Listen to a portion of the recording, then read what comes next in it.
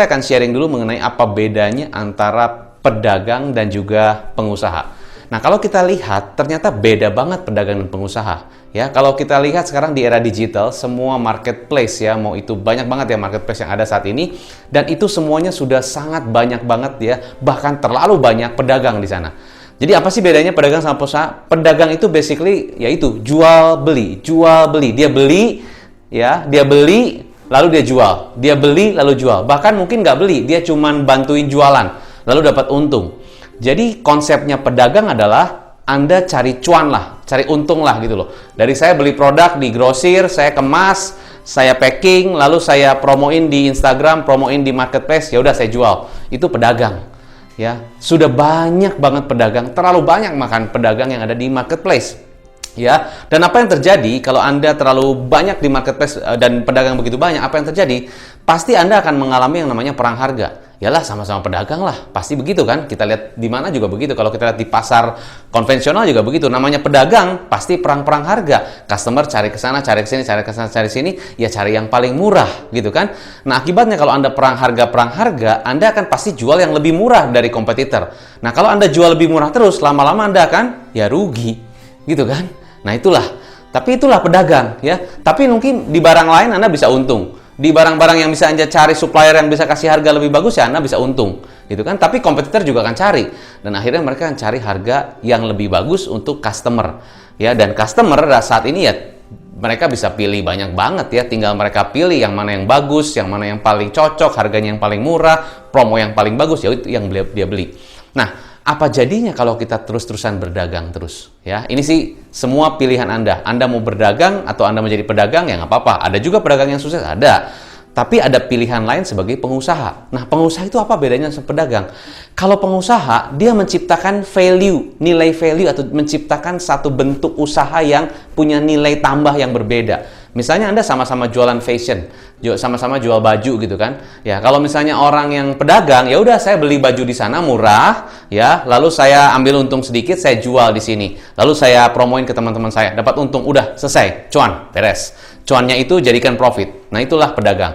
Tapi kalau pengusaha, saya pilih kaos, misalnya saya pilih kaos, cari yang warnanya, yang coraknya cocok dengan selera saya, lalu saya invest waktu untuk cek, oh ini ya kira-kira yang bagus begini ya. Saya tanya-tanya supplier sana sini, kita lihat kira-kira yang bagus apa, yang kira-kira bisa kasih value beda apa ya, kasih ciptain sebuah nilai tambah yang beda apa ya. Oke, kalau gitu kita cari yang warnanya begini, yang warna-warna tren sekarang. Ini contoh kalau fashion ya. Lalu kita lihat, oh ternyata orang-orang seneng pakai baju yang warna cerah, yang warna lebih lebih awet muda gitu kan, warnanya biru muda. Seperti hari ini saya bajunya juga cerah ya, baju yang kuning. Nah, ini satu warna yang mungkin memberikan warna cerah. Oke, lalu saya cari deh suppliernya yang mana nih yang kira-kira cocok. Bukan hanya dari warna, tapi dari bahan, dari cuttingnya, dari mungkin ya segala macamnya. Bisa jadi cari yang organik, mungkin begitu. Ya pokoknya carilah sesuatu yang punya nilai tambah. Karena kalau saya cuma jualan gitu aja, saya jadi pedagang. Nah, ini mindsetnya pengusaha. Berarti saya harus kasih nilai tambah. Bahkan pada saat mereka cari ke supplier pun sudah cari nilai tambah. Cari suppliernya juga detail. Invest waktu. Datang ke 10 supplier mungkin. Dicari yang mana yang paling bagus. Setelah itu mungkin cari yang polosan. Kenapa yang polosan? Karena dengan baju polos bisa dikreasi sendiri, bisa didesain sendiri, bisa dimotif sendiri, dan sebagainya. Anda desainlah dengan kreasi Anda. Anda desainlah dengan motif yang Anda paling suka dan sebagainya. Carilah desainer. Carilah orang-orang yang bisa desain. Ya, cari mungkin fashion designer yang mungkin mereka lagi punya satu spesialisasi. Cari beberapa orang, invest waktu lagi, ngobrol lagi, ketemu lagi. Oh, dapat nih. Kira-kira bajunya kayak gini, desainnya begini-begini. Setelah itu, oke. Setelah bajunya dapat, desainnya dapat, baru kita pikirin nih, jualnya di mana nih? Berarti saya harus punya tokonya. Wah, toko apa ya? Toko online saya masih punya. Ya memang di marketplace pastinya saya juga punya toko-toko yang saya juga ada. Di situ saya buka toko official. Tapi saya juga bikin toko online sendiri di luar marketplace. Kenapa? Karena kalau sampai kejadian ya terjadi misalnya ada satu aturan di mana kita nggak boleh jualan di sana, padahal kita benar-benar menggantungkan, benar-benar memfokuskan ke sana terus, ya sulit juga. Tapi kalau kita punya toko sendiri, punya domain name sendiri, nah itu kan bisa jadi orang datang ke sana semua. Toko saya sendiri. Nah, pengusaha itu invest time, bahkan mungkin invest uang untuk beli domain name, untuk beli website sendiri, untuk beli ataupun untuk invest, cari-cari kata kunci yang orang bisa cari, ya, kaos misalnya, atau baju t-shirt dengan motif apa misalnya corak abstrak dan sebagainya. Kerjasama untuk jadi seorang digital marketing untuk bisnis Anda, itu invest. Lalu setelah itu Anda cari, Anda angkat di digital marketing, baru Anda jual. Ini loh produk saya, ada nilai tambah yang berbeda, ada value yang berbeda, baru saya jual. Harganya bisa jadi lebih tinggi. Kenapa? Anda kan sudah cari nilai tambah, udah dapetin nilai tambah dari supplier, Anda motif, Anda desain, semuanya kasih nilai tambah. Plus Anda invest tim CS, misalnya gitu ya, mungkin nggak usah yang full time, tapi bisa jadi work from home, ya, berbasis misalnya bonus atau gimana. Ternyata Anda bisa punya CS yang bisa bales, ya, customer yang tanya. Jadi servisnya beda. Nah, bayangkan. Nah, itulah pengusaha. Jadi pengusaha itu mengusahakan, ya, menciptakan sesuatu yang mungkin tadinya nggak ada. Dia ciptakan nilai tambah. Itulah pengusaha.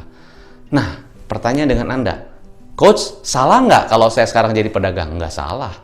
Coach, salah nggak saya jadi pengusaha? Nggak salah. Dua-duanya sebenarnya nggak salah. Cuman fungsinya beda. Satu cuma cari untung, cuan gitu kan. Satu lagi benar-benar menciptakan nilai tambah, value added, ya, menciptakan satu nilai yang mungkin different, beda banget, unik, ya, dan kompetitor akan lihat, wah ini beda. Mungkin customer juga akan lihat beda. Dengan ada beda itu, maka harga Anda bisa lebih tinggi.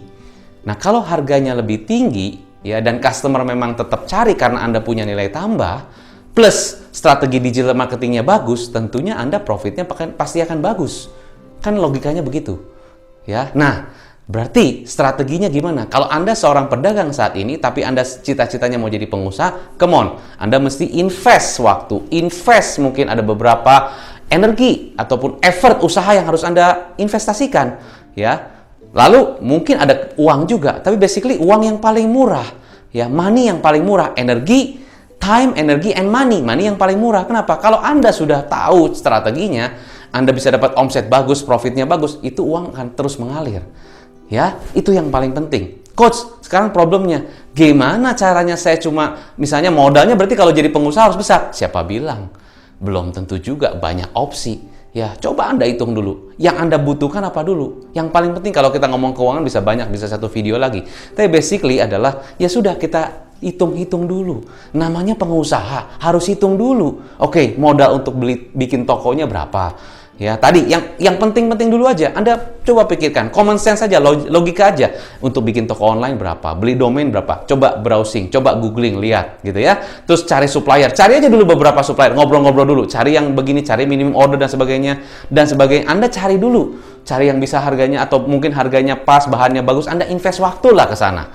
Ya, jadi jangan terburu-buru. Setelah itu Anda list semua, berapa nih? Oke, untuk bikin toko online segini, untuk beli domain segini ya. Lalu cari supplier minimum order segini. Oke, untuk pembelian pertama segini. Oke, dikumpulkanlah total sekian. Nah, itu menjadi modal kerja atau modal utama lah, modal untuk kita bisa usaha ini ya. Itu Anda tulis dulu berapa. Setelah ditulis modalnya segini, yang namanya juga usaha harus ada modal. Pertanyaan, "Coach, saya nggak punya modal nih." Itu excuse. Hati-hati, itu excuse ya. Sebetulnya uang atau modal itu bisa kita pikirkan, ya, bisa kita usahakan. Namanya juga pengusaha, bisa kita usahakan, ya. Oke, yang semini-mini mungkin deh. Opsinya apa saja? Oke, bisa jual apa dulu atau gimana? Pokoknya macam-macam. Ya, apakah yang Anda bisa usahakan? Ini kan usaha Anda sendiri. Ya, pasti harusnya Anda usahakan gimana caranya supaya bisa kekumpul modalnya. Gitu kan? Namanya juga usaha Anda. Ya, kalau Anda juga tidak mau mengusahakan bagaimana supaya terkumpul modal, ya jangan usaha kalau menurut saya. Buat apa usaha kalau Anda juga tidak mau usaha untuk belajar atau usaha untuk invest untuk modal sendiri? Ya namanya juga ada usaha. Ya, tapi bijaknya adalah Anda bisa usahakan modal untuk modal yang cukup dulu. Jadi tidak usah berlebih, tidak usah mau fancy dulu, ya udah cukup dulu. Kita punya garasi, ya garasi jalan deh. Kita cuma bisa beli domain, ya domain jalan dulu deh. Tapi kita maksimalkan dulu, gitu kan? Apalagi sekarang dibantu dengan teknologi yang banyak bisa gratis, masih banyak bisa gratis, gitu kan? Nah, coba manfaatkan itu juga semuanya. Akhirnya kita bisa punya usaha yang jalan. Nah, itu bedanya antara pengusaha dan pedagang, gitu ya. Oke, so, apa kesimpulannya? Kesimpulannya adalah Anda mau jadi pedagang atau Anda mau jadi pengusaha, itu pilihan Anda semua. Tapi saya hanya ingin menekankan di video ini bahwa ada bedanya antara pengusaha dan pedagang. Pedagang basically cuma cari untung. Pengusaha adalah menciptakan satu nilai tambah, satu added value, satu bentuk usaha yang berbeda dari yang usaha lainnya. Itulah pengusaha. Dan kalau kita lihat isu WhatsApp sekarang, justru akhirnya apa yang harus kita pelajari? Kita harus pelajari lebih banyak lagi media-media komunikasi yang bisa kita gunakan untuk memaksimalkan komunikasi kita kepada customer dan bahkan memaksimalkan marketing kita. Karena dengan kita mengetahui lebih banyak lagi communication channel, berarti brand kita lebih di mana-mana dan lebih banyak orang tahu tentang bisnis Anda. Nah, semoga tips ini bisa membuka wawasan Anda, membuat Anda semakin lebih berpikir lagi ya, dan lebih kreatif lagi, terus berinovasi, terus berkarya, karena kalau Anda berhenti berkarya, maka Anda mati. If you stop learning, you stop growing. When you don't grow, you die. Oke, so saya Coach Chandra Hilman, semoga bisa bermanfaat. Stay healthy, stay safe, salam pengusaha.